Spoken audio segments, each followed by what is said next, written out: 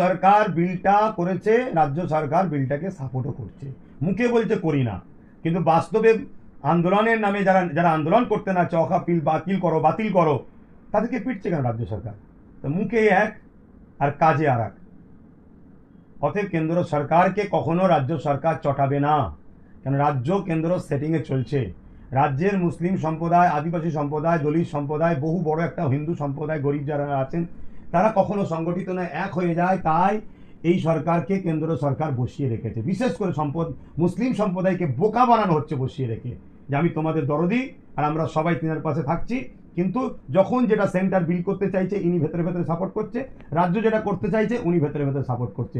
নাই এত বড় একটা ক্রাইম হয়ে গেল সমাজের শিক্ষা চুরি, পুরো দপ্তরটা এখনো তার কোনো সুরাহা ঠিকভাবে হয়েছে বলুন?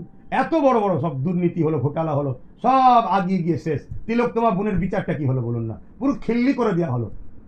তাহলে এই জায়গায় তো স্পষ্ট। কিন্তু দুঃখের বিষয়, বহু বড় একটা অংশ মানুষ তারা খুবই পিছিয়ে পড়ে আছে, তাদের এত দূর ভাবারও সময় নেই, আর ভাবতে গেলে তার সমাধানও তারা পাচ্ছে না।